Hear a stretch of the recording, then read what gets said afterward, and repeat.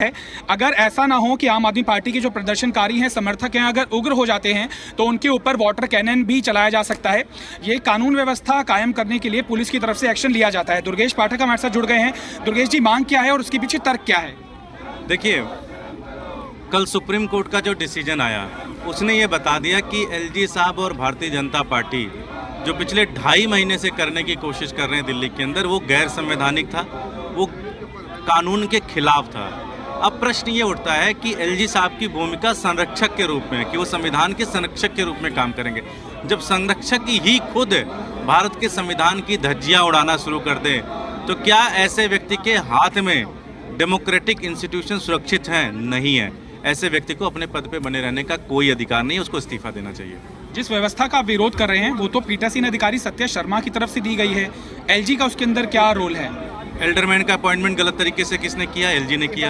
Alderman के सारे BJP के कार्यकर्ताओं को किसने किया? एलजी ने किया। हर बार नोटिफिकेशन में 15-20 दिन का कौन करता है? एलजी साहब करते हैं। बीजेपी के अधिकारियों को तुरंत बुलाते हैं, उनसे चर्चा करते हैं, उनके हिसाब से करते हैं।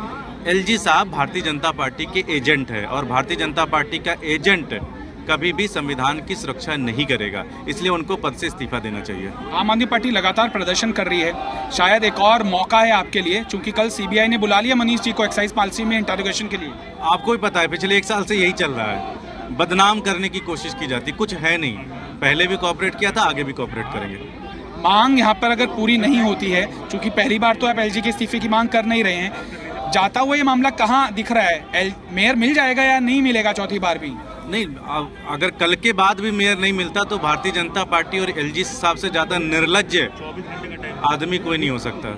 अब तो बड़ा क्लियर लिख दिया उन्होंने, जो हम 2.5 महीने से हम कह रहे हैं, आप कह रहे हो, आपका चैनल चला रहा है। कल सुप्रीम कोर्ट ने भी वही कह दिया। किस आधार पर बीजेपी अब दावा करती है कि अभी भी अप्रत्याशित नतीजे आ सकते हैं, जबकि उनकी संख्या तो अब कम हो गई है, एल्डरमैन वोट नहीं कर सकते? बेईमानों का कोई आधार नहीं होता जी। जिनको बेईमानी करनी है, बेईमानी का कोई आधार थोड़ी ना होता है। बेईमानी कर देंगे, वो तो अंदर लालच है, अंदर वो कटुता भरी हुई है, काला है दिल उनका, तो बेईमानी करेंगे। बीजेपी ये कह रही है कि ग्रे एरियाज के अंदर थे, इसलिए पीठासीन अधिकारी को समझ नहीं आया कि नियमों की स्पष्टता क्या है। वो जिम्मेदारी नहीं ले रहे, अस्पष्टता के ऊपर ठीकरा फोड़ रहे हैं, और अब सुप्रीम कोर्ट का जब आदेश आ गया उसका वेलकम भी कर रहे हैं। इस आदेश के बाद पूरी की पूरी बीजेपी ग्रे हो गई है, पूरी की पूरी बीजेपी ब्लैक हो गई है। बीजेपी में अब कुछ बचा ही नहीं, सब कुछ ब्लैक हो चुका है। ये कहानियाँ हैं, ग्रे एरिया, ब्लैक एरिया, ये सब कुछ नहीं होता। पूरी बीजेपी एक्सपोज हो गई है, पूरी बीजेपी की धज्जियां उड़ गई हैं। स्टैंडिंग कमेटी को लेकर क्या आश्वासन है आपको? क्योंकि मेयर चुनाव तो मान के चल रहे हैं कि आप लोग जीत जाएंगे। आप चुनाव कराओ, मेयर भी बनेगा, स्टैंडिंग भी बनेगा, चुनाव तो होने दीजिए। तो ये दुर्गेश पाठक हैं, दावा कर रहे हैं ना सिर्फ मेयर बल्कि स्टैंडिंग कमेटी का अध्यक्ष भी आम आदमी पार्टी का बनेगा।